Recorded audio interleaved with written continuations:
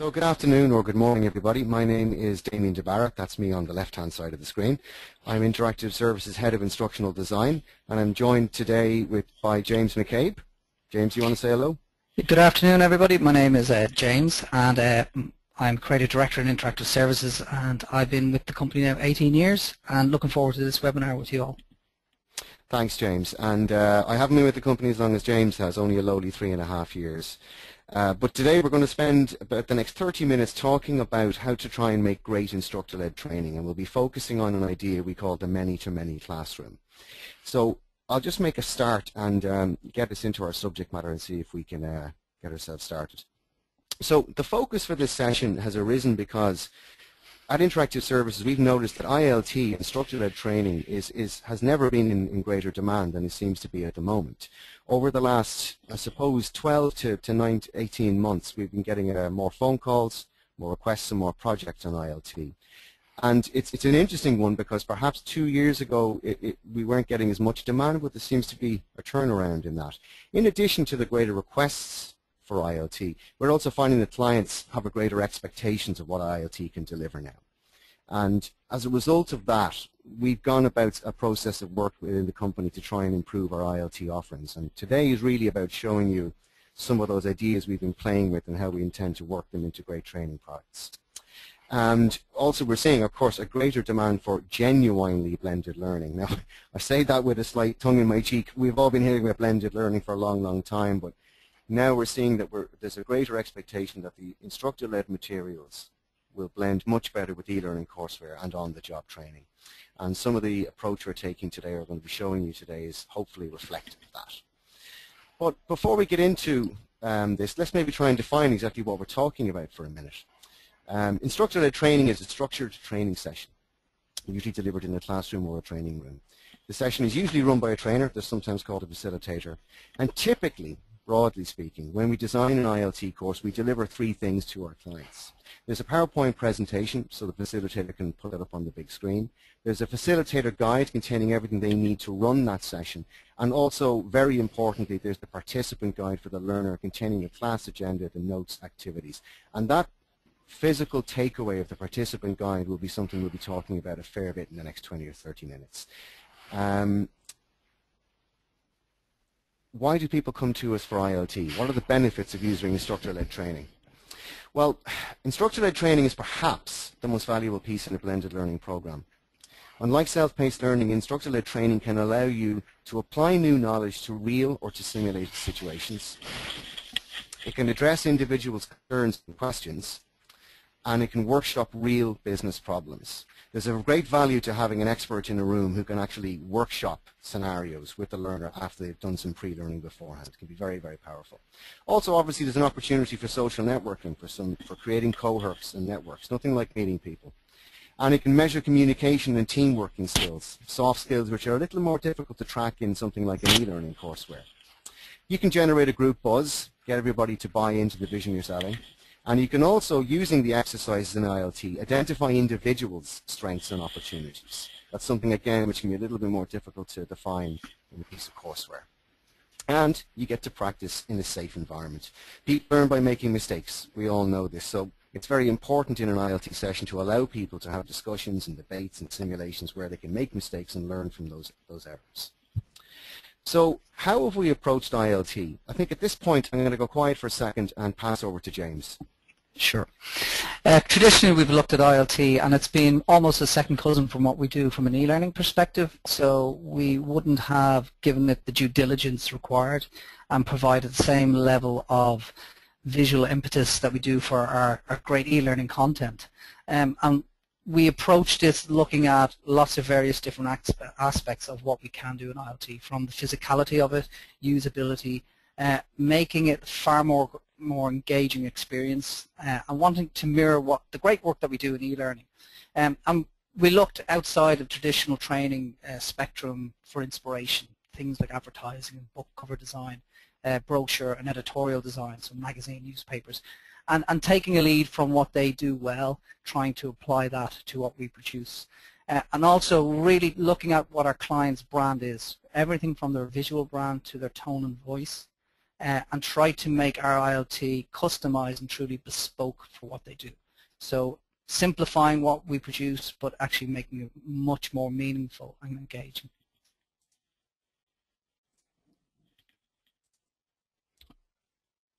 So thanks, James. So as James was saying there, we did something slightly unusual in that we tried to look outside the normal confines of the spaces we look at. As obviously as training vendors, we look at lots of training materials and consider them, but we tried to consider popular media as well.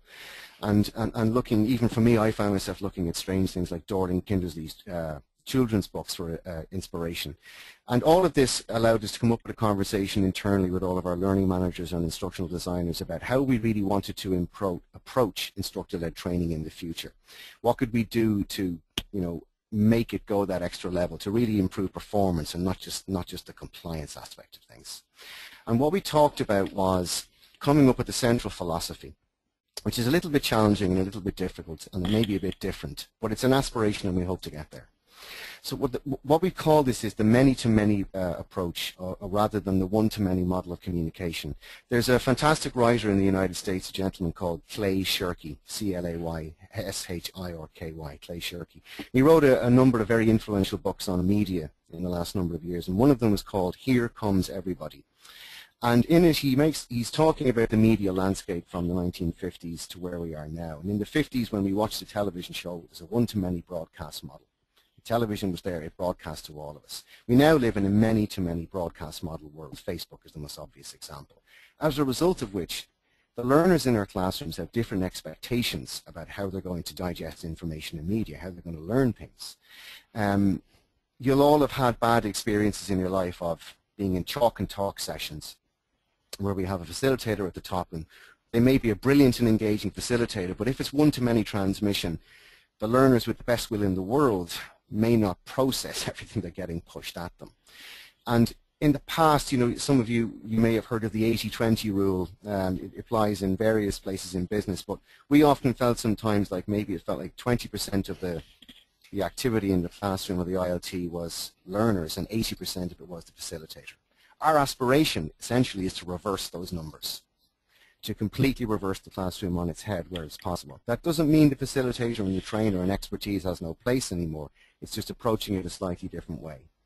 So we talked about doing so examples of this are what came up next. We talked about group games, wall activities for the shop floor, but specifically that 80-20 thing is that we love the idea of getting learners to do something for themselves.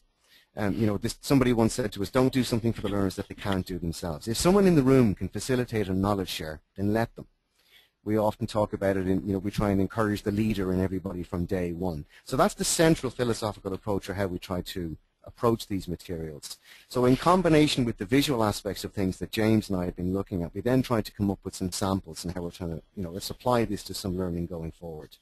So what we've got here is a notional, I'm going to show you a couple of notional mocked up screenshots from a product which is in production or sort of halfway through production. And this applies to sort of ideas of strong iconography, strong visuals, aligning to the client's brand, not just visually but also in the tone the client writes in. So for example, when we're working with a client, we would now look at every video they have on YouTube, see if we can get our hands on their annual reports, see how they like to write things. Different clients have different voices. And then try and wrap that all up into one package that meets that client's brand as well as the learner's needs. And central to this was the learning approach. What we decided was, we said, let's talk about that the facilitator guides and maybe the participant guides are built around these ideas of strong iconography. So maybe we say, let's say for a 2-hour session or a 3-hour session, we pick out 4 types of activities we repeat across the sessions at different points. So here we've given them we've made up some names. What's the scoop? A scoop is the lowdown on something, just the facts in a short, snappy fashion. That might previously have just been called tell or say. A crowdsource is where we ask the learner and their fellow participants to quickly discuss a question and give us rapid-fire answers. So that's basically a hands up in the classroom, the facilitators up the top with a whiteboard or something like that, and blasting down answers, and then circling out the one they want to really focus on, and then using that as a platform to give another what's the scoop. A quick huddle is a group activity. There's an old mantra that says the perfect classroom should have 12 students, because you can have 2 groups of 6, 3 groups of 4, 4 groups of 3. Well, we try to work in multiples of 2s and 3s and 4s. And what you do there is basically suggest that if you have a group of 12, split them into 6 groups of 2, get them to talk about something, then do 3 groups of 4, then up to 2 groups of 6 and 1 group of 12, and kind of pump the information up so that then when it's reported back to the facilitator, you're getting the distilled wisdom of the group. And that's very much what that 80-20 thing in operation, where we have the people in the room trying to do as much talking as possible. Obviously, the facilitator needs to monitor that. We don't want the extroverts in the audience to take over. But it's a model which we've been finding some success with and response with. And then the fourth one there is something we call blue action. And that's a practical demonstration of a format or a system at work. So that might be a systems system. You might have a systems training piece you might want to show on the screen. The key point is anyway is this, that we try to identify certain kind of activities, attach a strong icon to them, and then use them throughout the print and visual materials repeatedly. Not just in the ILT, but also in any matching or attended e-learning courses or assessments or self-study workbooks, so that it truly visually looks like a blend, not just instructionally looks like a blend. Here's another sort of thing we talked about was progress trackers. Learners sometimes when coming into ILT sessions or indeed e-learning courses, the first thing they want to know is how long am I going to be here? How long am I going to, they want to see a path through this. So we said, you know, we had 2 sessions, say, maybe a 1 hour section, a half-hour break somewhere in between, and we showed this as a visual tracker. And this is something that would show up again and again in the corners of the documents, the facilitator guide, the participant guide, the slides, again, the e-learning course. Just to add to that point, Damien. Sorry, James, go ahead. One of the objectives we had was we were sensitive around printing costs, elements like that. And traditionally, the table of contents would span over 3 pages. And we looked at a way of actually uniforming that down, reduce page count, but also having a visual indicator that was strong and that could be repurposed throughout the content.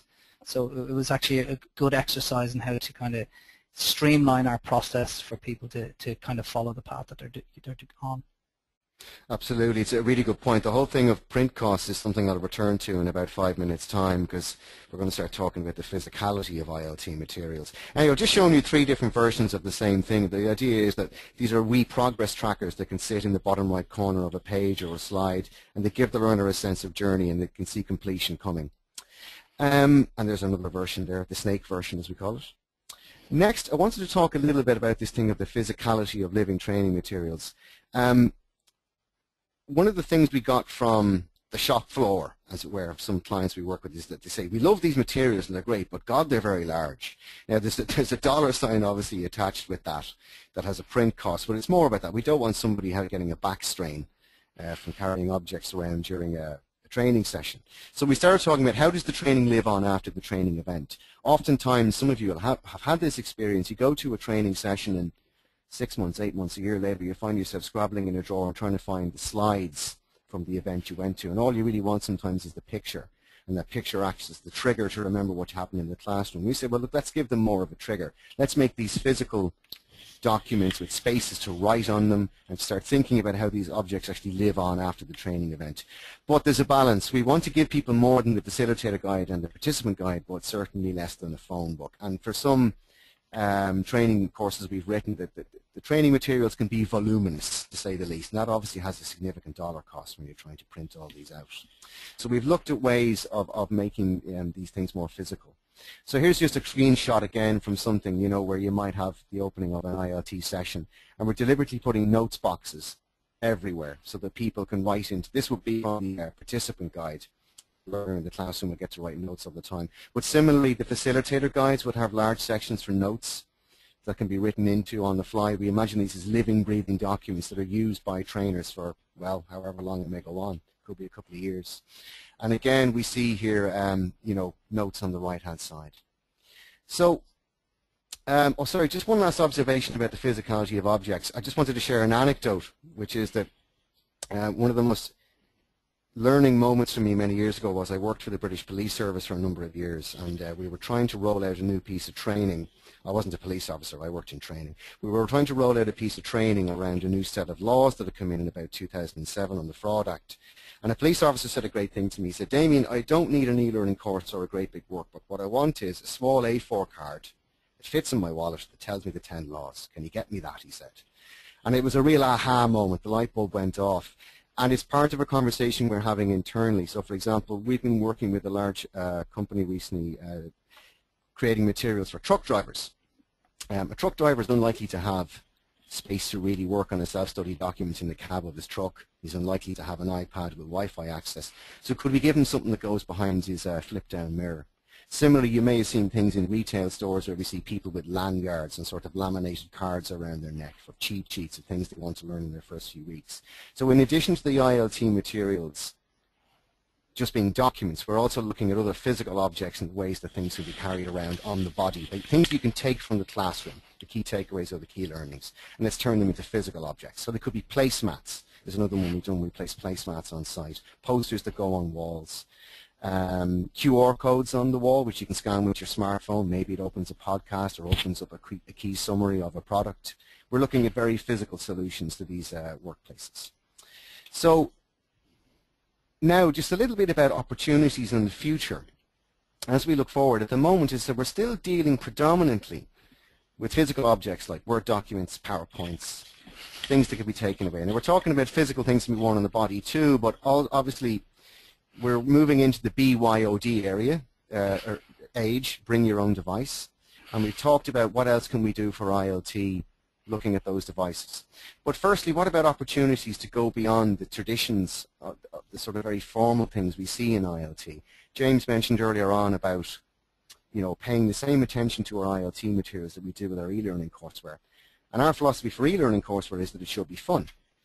So this is really a question, if anybody wants to chat and answer into, you've got a chat window here in the, inside the webinar. And if anybody has any ideas about the things they'd like to see in ILT materials in the future, please pop them in. So for example, we talked a little bit here, but why can't ILT materials be fun?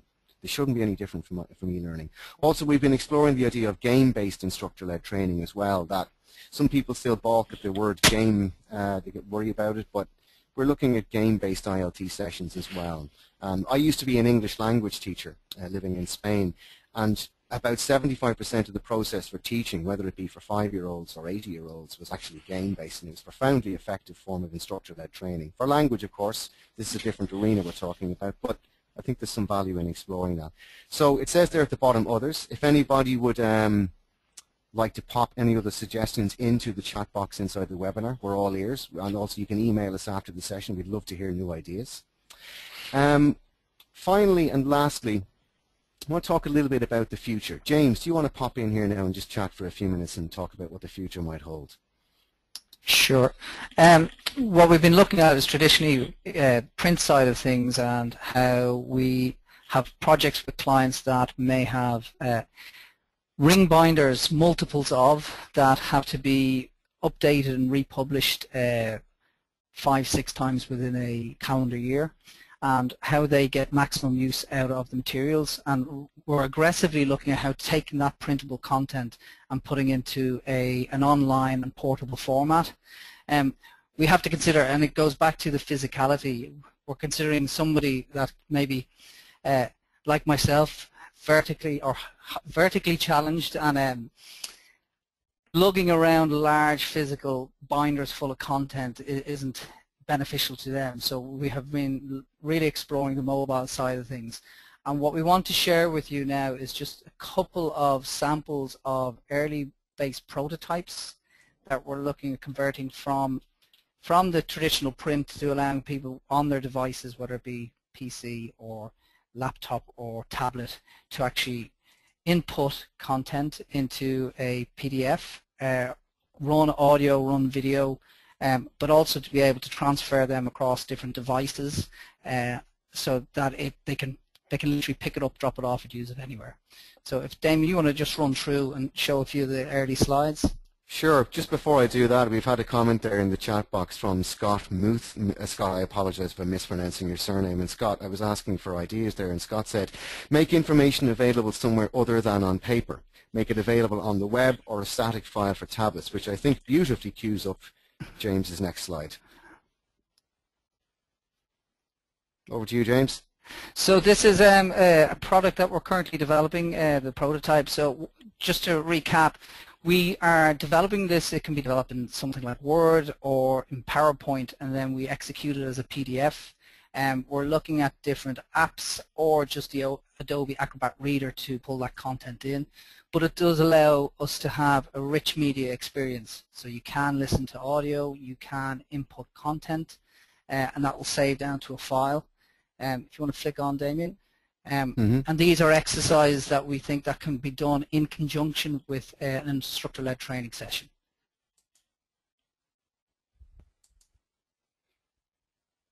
And as James said, the fantastic, exciting thing about this is the idea of us able to get rich audio onto a tablet in a form and generated from a form which is relatively easy to edit, so that subject matter experts, vendors such as ourselves, and clients can work together in a very easy fashion. We're always looking at ways to try and make these things easier to work on too.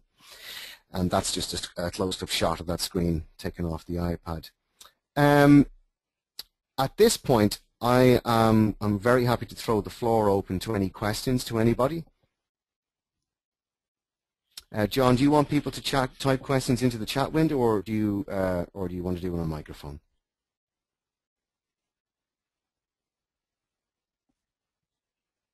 I think we have a muted microphone there. Sorry, Damien. Yeah, if people want to fire questions into the question panel there, then we can take them and I'll feed them through to you as they come. If that's okay. That's great. There's actually one just come in there. I'll read it out. This one is from Joe Wyndham. I think I'm pronouncing that one correctly. Definitely the game or challenge approach to handling case studies and work groups, providing good materials for reading and reference to conduct the challenge to give it more realism and fidelity to the real world. And I think that's a really good point. I particularly like your reference to the words realism and fidelity to the real world.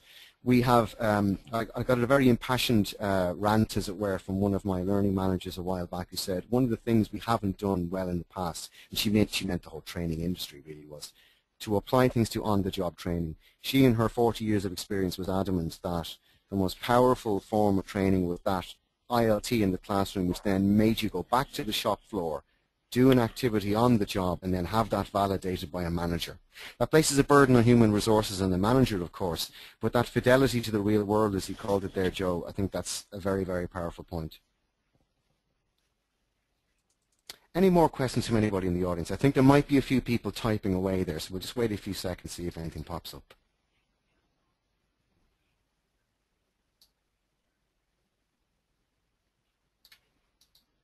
In the meantime, while we're waiting, if anybody wants to find out anything more, please visit interactiveservices.com.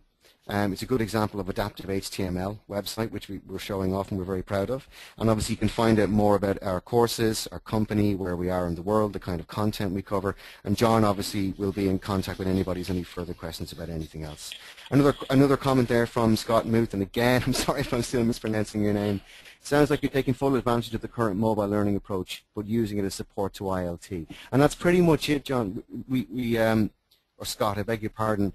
We are increasingly seeing that the lines between ILT, tablet delivery, on-the-job training, and e-learning are blurring. And particularly now, it's just that the statistics tell us that something like 40% of our audience have a smartphone of their own, and about 20-something have a tablet. As I say, we're moving into the BYOD era, the bring your own device, where companies are increasingly saying to themselves, well, why should we pay for the desktop infrastructure? Let's not just push it to the phone. And I think there's really exciting opportunities there in the arena of ILT and proper, genuine blended learning, which can all be delivered through adaptive HTML. So yeah, the lines are definitely blurring. Any further questions from anybody? Okay, there's no other further questions that come through just at this point. I don't have anything further to add at this point. Just to say thank you very much for your time in joining us on the webinar today. Amazingly, we've actually managed to keep it to just under 30 minutes. You can contact John O'Brien for any further deep business needs. And as we say, please visit our website. We'd really encourage you to do that. James, any final points you wanted to say before we wrap up? No, just thanks for everyone's attendance, and for me personally, it's a really intriguing and interesting prospect, how ILT is converging with the technologies from web development and mobile development. So for me, it's a new release of life into this kind of age-old industry. Okay, well thanks everybody for your time, and we hope to hear from you soon. Thanks again. Thank you.